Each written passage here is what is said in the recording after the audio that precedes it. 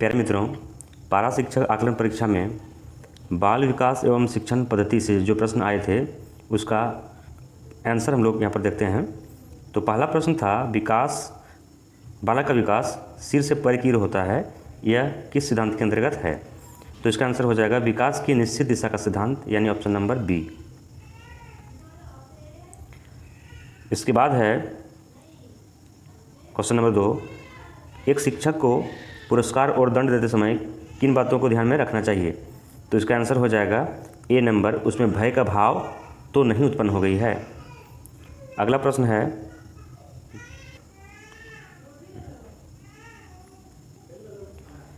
Question number 3 हमारे सामने है, बालकों के नैतिक विकास को समझने के लिए जीन पियाजे ने निम्न में से कौन सी विधि को अपनाया था? इसमें 4 ऑप्शन है, इसका सही आंसर ऑप्शन नंबर बी होगा, तार्किक विधि। इसमें आप गौर करिए कि ऑप्शन नंबर डी में इनमें से सभी लिखा हुआ है। इस तरह के प्रश्नों में अमूमन इनमें से सभी आंसर होता है, लेकिन जीन पियाजे ने नैतिक विकास को समझने के लिए तार्किक विधि का अपनाया था।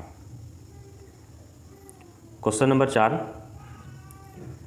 शिक्षण अधिगम के अंतर्गत शिक्षक का मुख्य कार्य क्या है? तो शिक्षक का मुख्य कार्य है बालक को सीखने के लिए अभिप्रेरित करना, option number A. Question number 5, समय का सदुपयोग करने के हेतु प्रोत्साहित करने का सर्वोत्तम उपाय क्या है? सर्वोत्तम उपाय है स्वयं समय का सदुपयोग करना।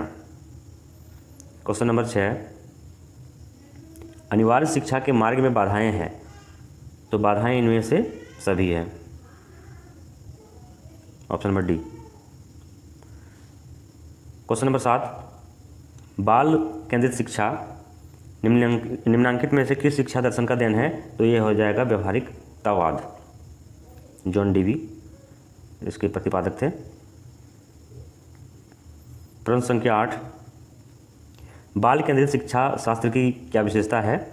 तो विशेषता है इसका बी नंबर, बच्चों के अनुभवों की प्रमुखता देना। क्वेश्चन नंबर 9, सामान्य बालकों का आईक्यू कितना होता है? तो वो 90 से 109 होता है, जो कि 110 दिया हुआ है, तो ये सही है आपका। 10 नंबर, मौखिक रूप से सीखने की अक्षमता को क्या कहा जाता है? तो अफेजिया कहा जाता है, option number A. Question number 11, एक 5वीं वर्ग का बच्चा परीक्षा में फेल हो जाता है, वो कारण बताता है कि शिक्षक उसे नहीं पढ़ाया, इसको कहते हैं हम लोग रैशनलाइजेशन, मतलब युक्तिकरण। अगला प्रश्न है, विकास में PSRN का क्या मतलब होता है? तो इसका आंसर हो जाएगा 1 number, problem solving, reasoning and numeracy. Question number 13, मानसिक आयु बच्चे की 5 वर्ष है और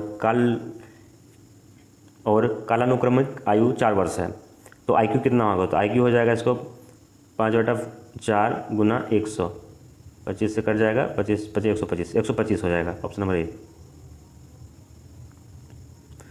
क्वेश्चन नंबर 14, एक प्रश्न ज्ञान वह ज्ञान है जिसे डैश द्वारा जाना जा सकता है, तो ऑप्शन नंबर सी होगा, अनुभव द्वारा। प्रश्न संख्या 15, जब बच्चे अपने अनुभवों को अपनी वर्तमान स्कीमा में समाहित करते हैं तो उसको क्या कहते हैं? तो इसको कहते हैं आत्मसात्करण, एसिमिलेशन, ए नंबर। क्वेश्चन नंबर 16, स्प्रेंजर का प्रकार विज्ञान व्यक्ति के किस पक्ष पर आधारित है? तो इसका आंसर हो जाएगा इंटरेस्ट पर, यानी रुचि पर।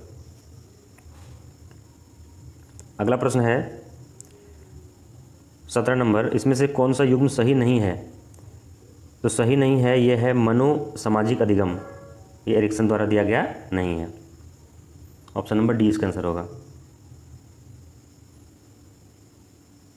क्वेश्चन नंबर 18, अंगूठा चूसने वाला बच्चा उदाहरण है, तो ये उदाहरण है प्रतिगमन का, रिग्रेशन का।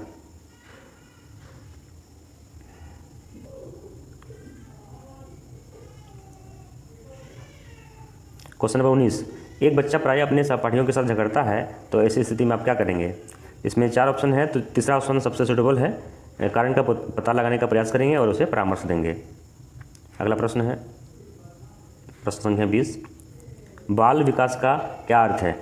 बाल विकास का अर्थ है बालक का सर्वांगीण विकास, ऑप्शन नंबर सी। आईक्यू का फॉर्मूला पूछा गया है, तो ये हो जाएगा ऑप्शन नंबर ए। प्रश्न संख्या 22 है, सतत मूल्यांकन का क्या कार्य है। तो 4 ऑप्शन आपके पास है, चारों में चौथा जो ऑप्शन है इनमें से सभी, जब इस तरह का प्रश्न में ऑप्शन रहता है तो बहुत दिक्कत होता है बनाना। तो इस हिसाब से डी नंबर भी ऑप्शन आंसर हो सकता है और बी नंबर भी हो सकता है, बी नंबर। तो अभी हम बी नंबर लेकर चलेंगे, ऑप्शन नंबर बी।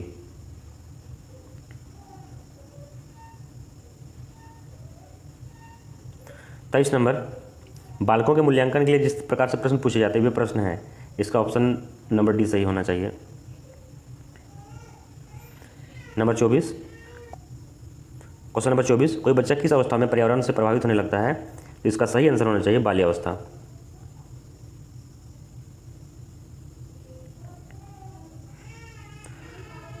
अगला है, लास्ट क्वेश्चन है ये, प्रतिभाशाली बालकों की पहचान की जा सकती है, तो इसमें इनमें से सभी आंसर होगा। धन्यवाद।